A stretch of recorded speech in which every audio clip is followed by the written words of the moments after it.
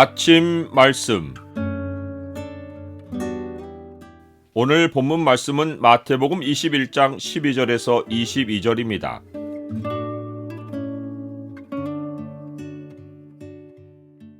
주님의 성전인 내 안에 돈이 아니라 믿음을 두라. 오늘 본문을 약속의 창으로 보면 기도와 믿음의 관계가 무엇인지가 보입니다. 약속의 창을 보여주는 구절은 21장 22절입니다.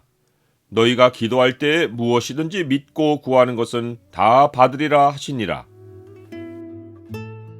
예수님이 예루살렘에 입성하여 행하신 첫 사역이 성전 정결입니다.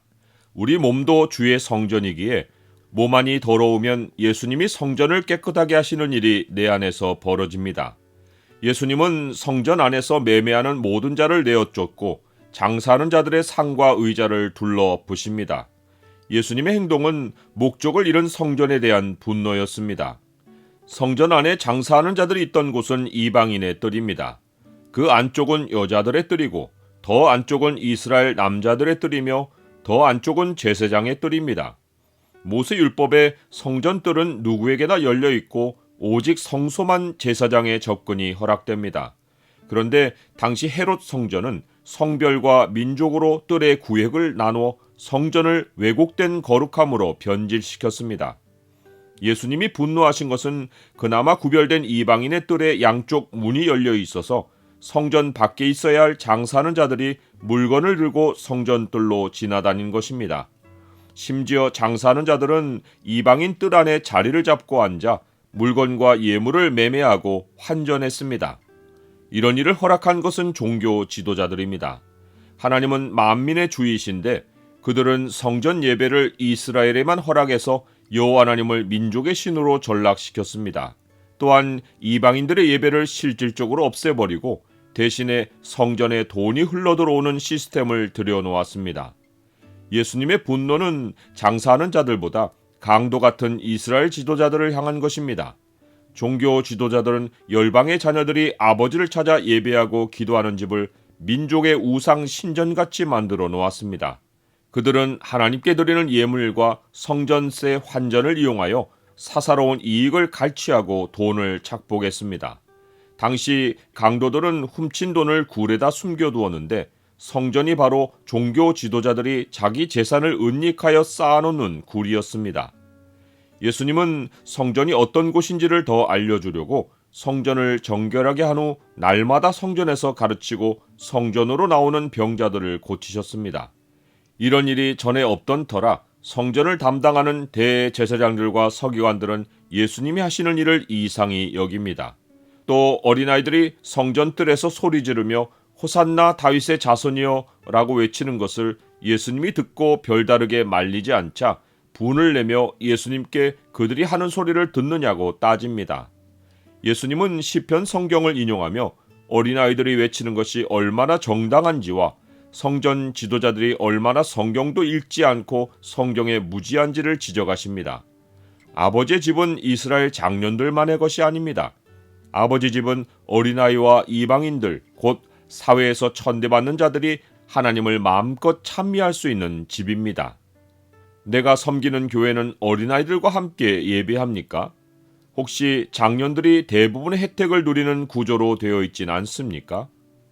예수님은 황폐해진 이스라엘의 영적 현실을 성전 밖 길가의 무화과나무를 저주하심으로도 보여주십니다.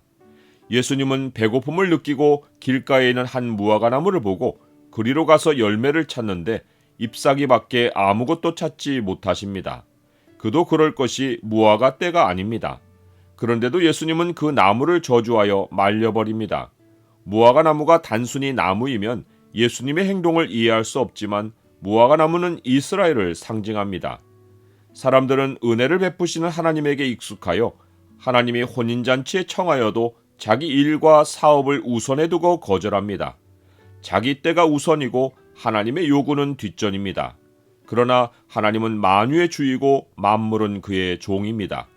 무화과의 때가 아니라는 것이 만유의 주이신 하나님의 요구를 거부할 이유가 되지 못합니다. 설령 무화과 나무가 열매를 제공했어도 명한대로 했다고 예수님이 종에게 감사하겠습니까? 예수님의 시장하심을 채우지 못하고 저주를 받은 무화과 나무는 하나님보다 높아진 거만한 이스라엘을 상징합니다. 나는 하나님의 뜻보다 자연의 법칙과 이성의 판단을 더 신뢰합니까? 하나님이 무엇을 요구하셔도 내가 수용할 수 있는 시간이 아니고 내가 준비가 안 돼 있으면 거부합니까? 예수님은 무화과 나무가 마른 것을 믿음과 결부하십니다. 믿음은 나의 의지가 아니라 하나님의 뜻을 알고 신뢰하는 것입니다. 어떤 사안이라도 하나님의 뜻 앞에 놓고 기도하면 우리에게 믿음이 있는 것입니다. 그러면 무화과 나무에게 된 일만 아니라 불가능하다는 모든 일도 할 수 있습니다. 하나님의 뜻 앞에 굴복하지 않을 만물은 없습니다. 하나님의 뜻과 믿음의 기도는 불가분입니다. 그를 향하여 우리가 가진 바 담대함이 이것이니 그의 뜻대로 무엇을 구하면 들으심이라. 우리가 무엇이든지 구하는 바를 들으시는 줄을 안즉 우리가 그에게 구한 그것을 얻은 줄을 또한 아느니라.